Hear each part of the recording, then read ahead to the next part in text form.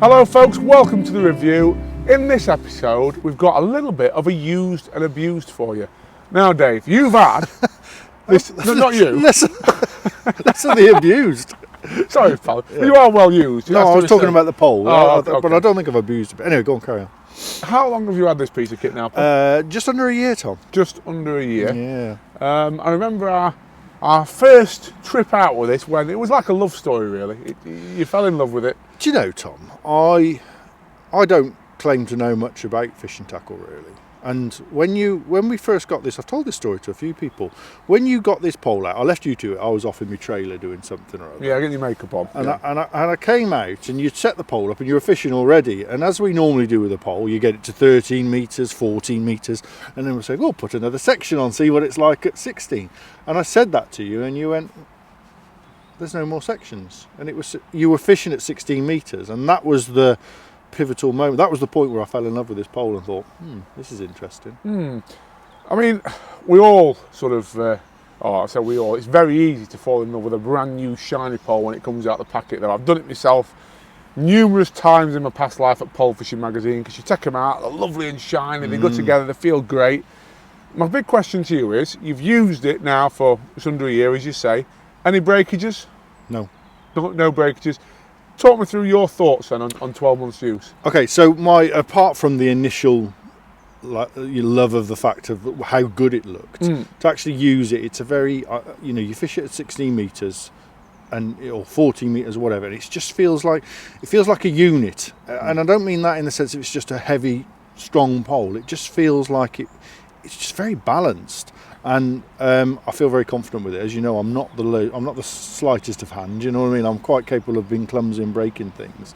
But I feel with this, my vision of it when I bought it was commercial fishing, just going and catching big weights in summer. 200 pounds. It's the sort of pole you could throw around and thrash around. You just feel like it won't budge. It's got some grunt, I think, is perhaps the thing. And that's what I found it to be like. I haven't broken it. I've caught fish. I've had fish up to 20 pound on it, and I love it. Absolutely. Got a bit of grunt. It's got some grunt. Yeah. Love it. Love it. Any criticisms? Anything you don't like about the package or the pole? Well, I'm interested actually in the way it's sort of marketed, really, because I thought it was the package that it comes with. It comes with a great package, like 10 top kits and... Oh, a couple less there, Paul. I'm going to say. So they're not going anywhere. They're safe. Ooh. No, I think that one's going, Tom. Sorted out for you, Tom. Well done, Paul. Now, where were we? What were we saying? So yeah, I was saying to you, any criticisms, anything you don't like? The package, yes. So it comes with... Have you had criticisms on your package a few times in your life? Not that I've heard, but it doesn't mean there hasn't been criticisms. But 10 top kits and the cupping kit, 3 dolly butt sections. It's got everything, everything it should have. Actually, it's got 2 cupping kits with it, strangely enough. Right. However, what I realised is it's got these extra strong kits, and you'll forgive me, I'll tell you the name of them later when I look at them and remember what they're called, but they're called extra strong kits or something, and then you've got the power kits. Yeah. There's no match kits with it, which worried me a little bit, because obviously we're all rounders, we fish natural venues as well, and I like an old-fashioned match top 3, cut back the number 1 to take a Preston slip, something like that. So I was a little bit... I wasn't sure about that really, even though the power kit's really well balanced. You wouldn't notice if you put a light elastic, but because I just like that finer taper at the end, I've used some of I used some tri-cast top kit, match kits as well, and I know the previous versions of this pole, I can't remember what there was the Nucleare, wasn't there? F66 it was. F66, yes. The match kits for that fit this as well, so you've got that option, but that was the only on the package, and I wasn't sure about that, because I wasn't sure whether the package suggests it's marketed as an out and out cart pole. Yeah. But if you we spoke to Vinny at Wickersley, and he's saying it's an all-round pole that he would pick up to go on a canal and that. So I'm not sure on how it's marketed. All I know is it's blooming good, and it's a very nice tool. It's a difficult one. I mean, I've sort of dabbled with this sort of thing for years in my past jobs.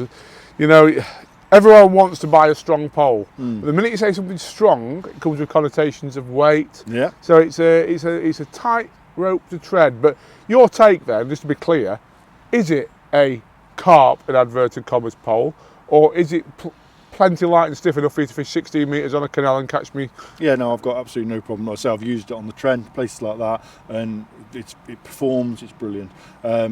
And I think it is. I think this is probably our best review story in the fact that I saw it. You know, we were reviewing it. We had no obligation to it, and I bought it. I didn't buy that pole, but I bought one on the back of that. And like people think that we get given stuff, Tom. It's not the case. I bought it. It cost me $3,500. You know, it's not a cheap pole. No, absolutely. But I did that on the back of what I saw, and you know, I was in the market for a pole, and I think that's a big. You know, that's saying as much as I can say about the pole, isn't it? Absolutely. Couldn't agree more. One sort of final question then, and this is a little bit of a controversial one, I think. I've heard it said, and I've noticed myself in the past, that poles can degenerate over time, i.e. sometimes the sections get a bit softer, the action gets a bit floppier, obviously the joints wear, that's just natural anyway. Have you had much wear on this? Has it degenerated much? No, I mean, I've in all fairness, it's under a year's use, but it had a heavy summer. There's still some mud on it from the summer, and bits and pieces of ground bit and stuff. I'm not the cleanest, but no, I've not seen it. And I think with it, that the sections, they've got that reinforcement on the section. It feels like it's not going to go that way. I can't see it anyway, put it that way. But it's very, very. Everything just feels strong about it, but balanced as well. Brilliant. So there you are, folks. The Colmic S31 pole. We're going to leave you with some words of wisdom from our friend Vinny in Wickersley Angling. He sells this pole. Here's what he thinks of it. If you ask me what my personal favourite were in this room, and it's favourite of a lot of lads in here, is a new Colmic nuclear pole. 16 metres, 11 top kits, 3 dolly butts, a cupping kit, and if you compare it to any pole in here, it stands up against them all. It's absolutely stunning, and I can't believe we don't sell one a day. It is that good.